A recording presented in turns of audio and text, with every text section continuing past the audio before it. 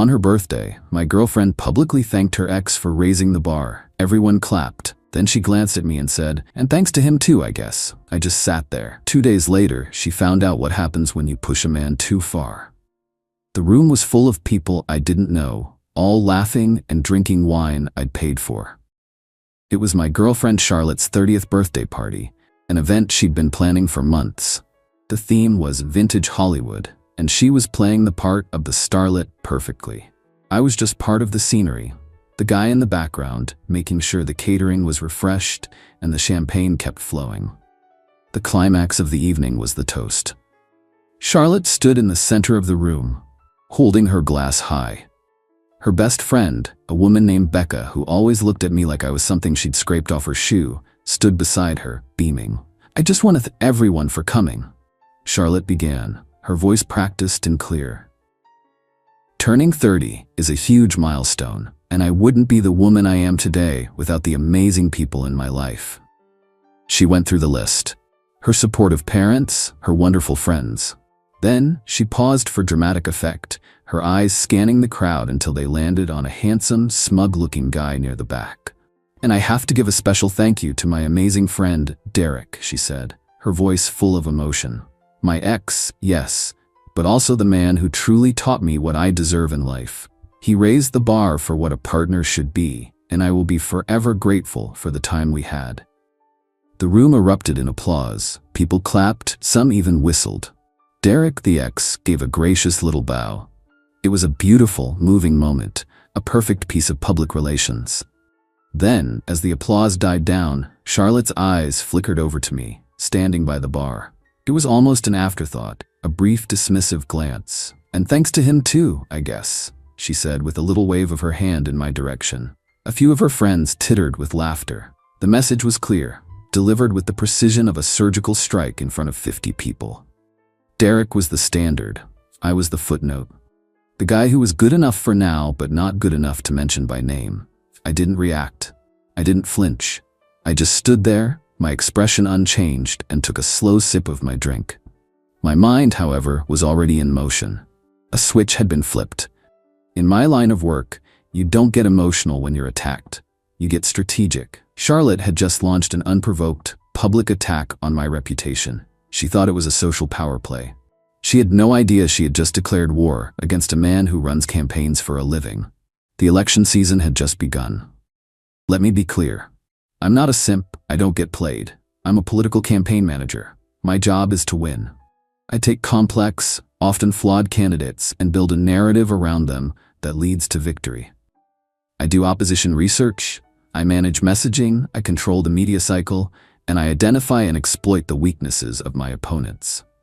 My entire life is about strategy, perception, and the ruthless execution of a plan. I met Charlotte 8 months ago. I had just come off the most brutal campaign of my career, a successful but soul-crushing Senate race that had left me completely burned out. I was in what I call an off-season. I needed a break from the high-stakes world of politics. I needed something simple. Charlotte was simple. She was beautiful, fun, and uncomplicated. I knew what she was about. Her life was funded by a small trust fund and a series of projects that never seemed to pan out. She was obsessed with her ex Derek, a man who came from old money and embodied the effortless success she craved. I saw all the red flags, her constant name-dropping, her casual materialism, her need for public validation. But I wasn't looking for a life partner. I was looking for a temporary distraction, a low-stress personal project while I recharged my professional batteries. I was clear with her from the beginning. I told her I wasn't looking for anything serious, that I was just getting back on my feet after a demanding job. She agreed. The arrangement was simple. I provided the stability and lifestyle she enjoyed, and she provided the fun, easy companionship I needed. It was a mutually understood short-term contract. The problem is, she started to see the arrangement as a permanent position, and her performance, as demonstrated at her birthday party, had become unacceptable. She hadn't just insulted me. She had publicly defined me as inferior. In the world of campaigns, that's a narrative you have to kill before it takes root. So as I stood there listening to the party resume around me, I didn't feel hurt. I felt the familiar, exhilarating hum of a new campaign kicking off. My opponent? The Charlotte-Derek alliance. My objective, a complete and total electoral victory. That night, after the last guest had left and Charlotte was passed out in bed, I went into my home office and drew up the campaign plan. Update 1. A good campaign starts with a solid foundation of research. You can't defeat an opponent you don't understand. So, for the first 48 hours after the party, I became a one-man opposition research firm. My targets were Charlotte and her sainted ex, Derek. I started with Charlotte. I already had most of the data I needed. For the past 8 months, I had been the primary source of her discretionary funding. I went through my credit card statements, meticulously logging every expenditure. The designer clothes, the $500 dinners with Becca, the spa days, the weekend trips. I wasn't just tracking the money, I was mapping her entire lifestyle ecosystem. I knew her donors, me, her key supporters, her vapid friends, and her core message, a life of effortless luxury. Then I turned my attention to Derek. He was the ghost in our relationship, the gold standard she constantly compared me to. His public image was flawless. He was the founder of a buzzy tech startup, he drove a vintage sports car, and his Instagram was a curated gallery of his perfect life. But in my line of work, you learn that the shinier the image, the darker the secrets. I hired a freelancer, a digital forensics guy I use for digging up dirt on political opponents. I gave him Derek's name and his company's name. I didn't want anything illegal. I just wanted a clear picture of his financial and professional reality. While my researcher was digging, I initiated phase 1 of my own plan, narrative destabilization. Charlotte was still blissfully unaware. She thought I had just been in a bad mood at her party. She tried to smooth things over the next day. "You were so quiet last night," she said, pouting. "You didn't even tell me I looked pretty." I just told her I was tired. I let her believe her little power play had worked, that I was the one on the defensive. My first move was subtle. One of the pillars of Charlotte's social standing was a charity committee she was on. It was for a big, glamorous gala that happened every year. She didn't actually do any work, she just liked having her name on the letterhead. I, however, had made a significant donation to the charity in my name a few months prior, a fact she loved to brag about. I called the head of the organizing committee, a woman I knew professionally. I explained that due to some portfolio restructuring, I needed to pull my donation for the year. I was polite, apologetic, and vague. I knew the call would be followed by another call from the committee head to Charlotte, asking what was going on with her incredibly generous boyfriend. The fallout was immediate. Charlotte confronted me that evening, her voice shaking with rage. "What did you do?" she demanded. "Cynthia from the committee called me. She said you pulled your donation. You're making me look like a fool." "It was a business decision, Charlotte," I said calmly, not looking up from my laptop. "Market conditions have changed. I'm reallocating my capital." "This isn't about capital," she shrieked. "This is about my reputation. You did this to punish me for what I said at the party." "What you said at the party was just data," I replied, finally looking at her. It helped me reevaluate the return on my investments. The charity gala, it turns out, is a bad investment. This was a calculated move. I was speaking to her in the only language she understood, the language of social currency and status. I had just devalued her primary asset. While she was reeling from that, my researcher came back with the gold mine I was hoping for. Derek's tech startup, Innovate Next, was a complete sham. It had no product, no revenue, and was burning through cash at an alarming rate.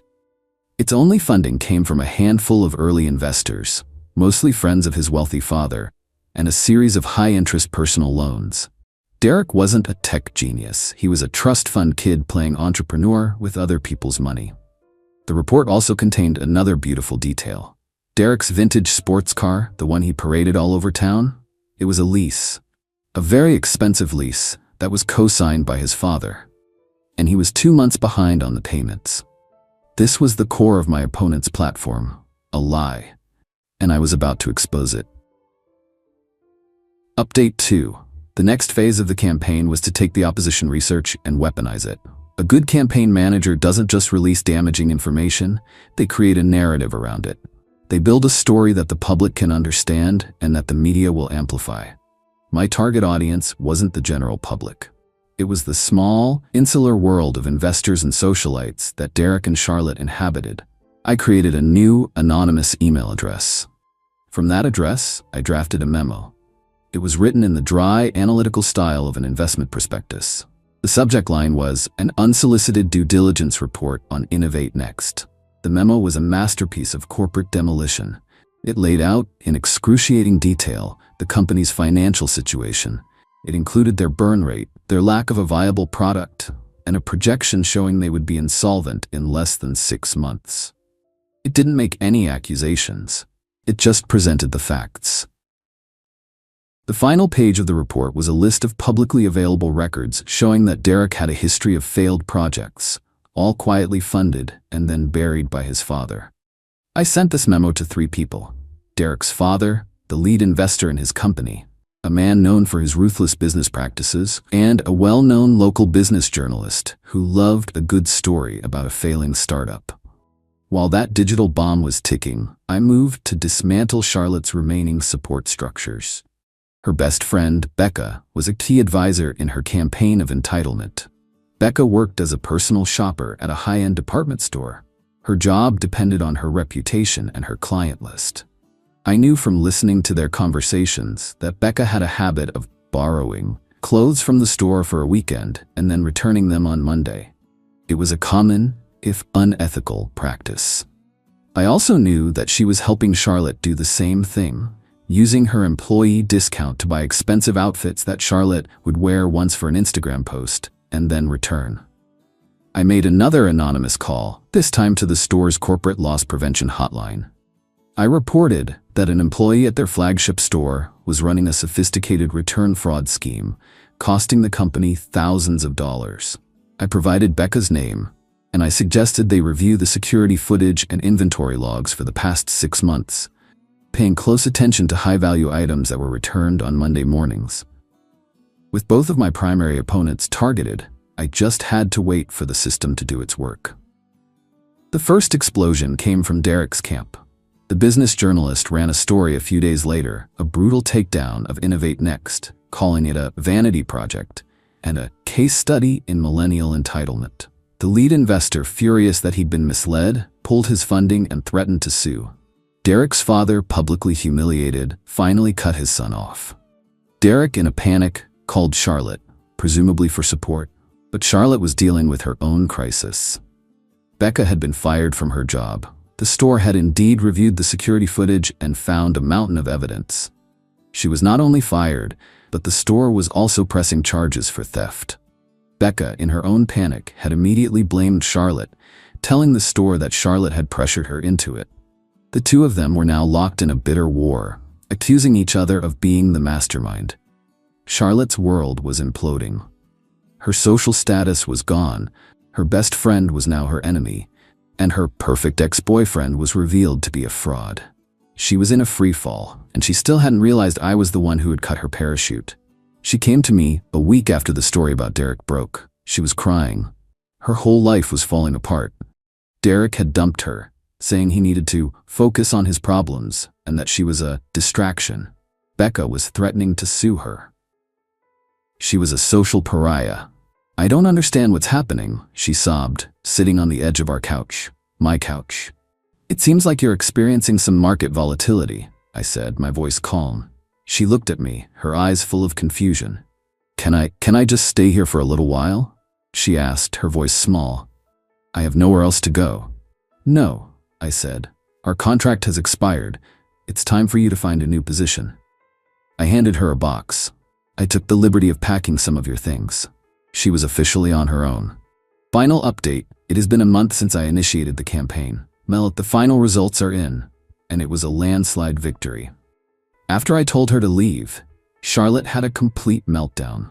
She had no money, no friends, and no prospects. Her parents, who had always enabled her, were dealing with the financial and social fallout from Derek's public implosion and couldn't support her in the style to which she was accustomed.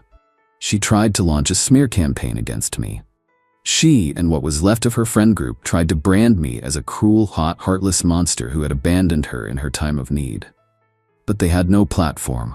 Their social circles were in ruins. And more importantly, I controlled the narrative. I executed one final move. I gave an exclusive, off-the-record interview to the same business journalist who had exposed Derek. I framed it as the story of a successful private man who had been targeted by a group of social climbers, only to uncover a web of fraud and deceit. I didn't name Charlotte, but the details were so specific that anyone who knew the situation knew exactly who I was talking about. The story painted me as the victim who had smartly extricated himself from a bad situation. It was the perfect counter-narrative, and it inoculated me from any of her attacks. 2 days after that story ran, Charlotte showed up at my door. She wasn't angry anymore. She was just broken. She was sobbing, begging me to take her back, saying she had made a terrible mistake. I let her say her piece. When she was done, I just looked at her. "You haven't made a mistake, Charlotte," I said. "You've run a terrible campaign. Your strategy was flawed, your messaging was inconsistent, and your key supporters were unreliable. You chose the wrong opponent." She just stared at me, the final, horrifying realization dawning in her eyes. "This was you," she whispered. "All of it. The story, Derek, Becca, it was all you." "I manage campaigns," I said, my voice as cold and flat as a tracking pole. "You publicly attacked my character. I treated it as an in-kind donation to my own campaign. I used your attack to launch a counteroffensive. You thought we were in a relationship. We were in an election, and I never, ever lose." I closed the door. That was the last time I ever saw her. I heard from a mutual acquaintance that she had to move back home with her parents. Her trust fund ran out, and she's now working as a receptionist at a dentist's office. Derek is facing multiple lawsuits from his former investors. Becca is still dealing with the legal consequences of her return fraud. My revenge wasn't about yelling or screaming. It was about strategy. It was about taking the tools of my trade and applying them to my personal life. She saw me as a boring, stable provider, a footnote in the story of her glamorous life. She failed to understand that the quiet guy in the back of the room is often the one running the entire show. She thought she was the candidate. She never realized she was just the opposition. And the opposition never stood a chance.